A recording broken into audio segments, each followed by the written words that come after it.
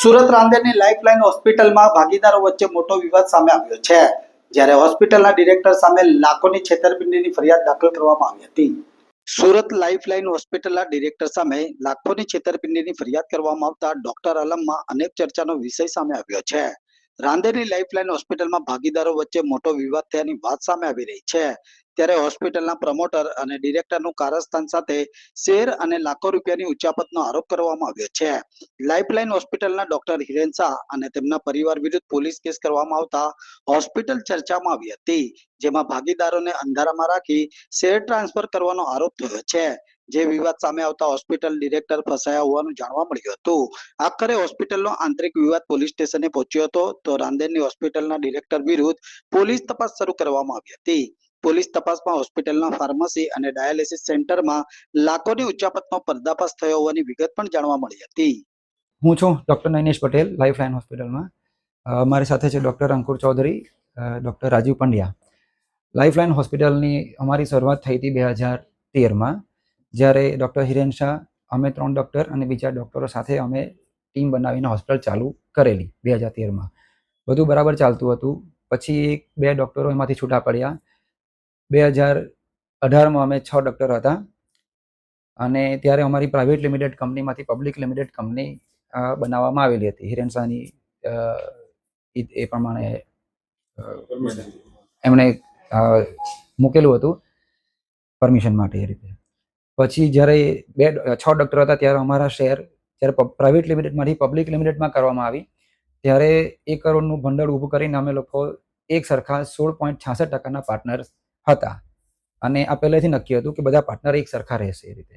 પછી એમાંથી 2020માં અને 21માં ડૉક્ટર રામચંદ્ર પટેલ અને ડૉક્ટર અરવિંદ પટેલ સાહેબની રેઝિગ્નેશન આવ્યું અને એમણે કંપનીમાંથી ડિરેક્ટર તરીકે રિઝાઇન આપ્યું અને એ રીતે બોર્ડમાં નક્કી થયું કે એમનું જે પણ શેર છે એ બાકીના 4 ડૉક્ટરમાં એક સરખા ભાગે વેચવામાં આવશે. એનું બોર્ડ રિઝોલ્યુશન પાસ થયું. બોર્ડ રિઝોલ્યુશન અને એના જે જરૂરી દસ્તાવેજો, જે SH4 ફોર્મ અને બધી ફોર્માલિટી થઈ, પ્લસ એમના જે પણ શેરનું જે પણ વેલ્યુએશન અમારા જે CA અને એમને ગણતરી કરીને આપ્યું, એ એમની મંજૂરીથી બંને ડૉક્ટરોને ચેકથી સરખા ભાગે અમે 4 ડૉક્ટરોએ પેમેન્ટ કરી દીધું.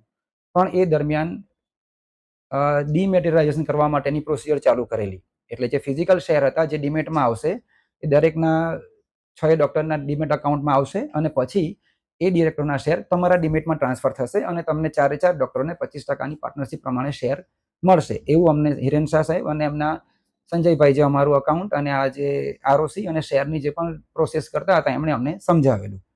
પણ એ પ્રોસેસ 2021થી લઈને 2023 સુધીમાં અમારું પેમેન્ટ ને બધું થઈ ગયું, પણ 2024-25 સુધી એ વસ્તુ પ્રોસેસ પૂરી થઈ નહીં. અમારી વારંવાર રિક્વેસ્ટ કરવા છતાં પણ અમને એવું જ કીધું કે અંડર પ્રોસેસ છે, થઈ જશે એમ કરીને ટાઈમ જતા હતા. પછી સમય જતાં અમને ખબર પડી 2025 પતવા આવ્યું ત્યારે કે હિરેન શાહ ડૉક્ટરે ડૉક્ટર રામ અને ડૉક્ટર અરવિંદના જે પણ શેર જે અમારા 4માં વેચવાની વાત કરેલી હતી, એના જગ્યા પર એમણે એમને સાથે મળીને બધા શેર પોતે લઈ લીધા. સાથે સાથે એમના વાઈફ, એમના સિસ્ટર, પછી એમના એક મિત્ર, એમના ફાધરના નામે વેચી લીધા. બીજા એક ડૉક્ટર છે અમારા સંકેત મહેતા, એમની પાસે પણ શેર હતા થોડા, એમના પણ શેર એમની સમજાવીને લઈ લીધા.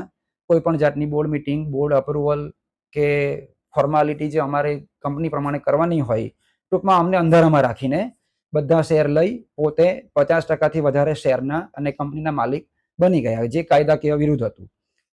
એના માટે અમારે પછી તપાસ થઈ, અમે અરજી કરી ઇકોસેલમાં. એ તપાસ સાથે સાથે અમને વધારે જાણવા મળ્યું કે હોસ્પિટલની અંદર જે ફાર્મસી ચાલતી હતી એમની, એ એમના ભાઈઓના નામે એ પોતે જ ચલાવતા હતા. હોસ્પિટલમાં ડાયાલિસિસ યુનિટ ચાલે છે, એ પણ ભાઈઓના નામે એમની જ પાર્ટનરશિપ હતી એમની સાથે. અને એ બધું તપાસમાં જાણવા મળતા અમે પછી આજે કાયદાનો સહારો લીધેલો હતો. અમારા વડીલો અને અમુક મોટા ડૉક્ટરો અને પોલીસની પણ મધ્યસ્થીથી એમણે એવું કીધેલું હતું કે ભાઈ, ડૉક્ટરોની મેટર છે, હોસ્પિટલ છે, પ્રતિષ્ઠિત હોસ્પિટલ છે, તો તમારા લેવલે સમાધાન થકી જો નિકાલ આવતો હોય તો તમે કરી જુઓ. એના માટે અમે ઘણા પ્રયાસો કર્યા. 5 થી 6 મિટિંગ પણ થઈ, પણ અમને પ્રોપર કોઓપરેશન ના મળવાને કારણે સમાધાન ના થઈ શક્યું અને છેવટે અમારે આ કાયદાનો સહારો લેવા માટે અરજી કરવી પડી. અને આજે એ અરજીના કારણે એમની FIR રજીસ્ટર થઈ ગઈ છે અને હવે કાયદા પ્રમાણે જે પણ આગળ પ્રોસેસ થશે એ પ્રમાણે હવે અમારે ન્યાય માટે રજૂઆની છે એના માટે. એ દરમિયાન તમારા માધ્યમ થ્રુ હું મારા દર્દીઓને બધાને આશ્વાસન આપવા માંગુ છું કે જે પણ અમારી કંપનીની જે પણ આ મેટર છે એ કાયદા પ્રમાણે કાયદાકીય રીતે ચાલશે.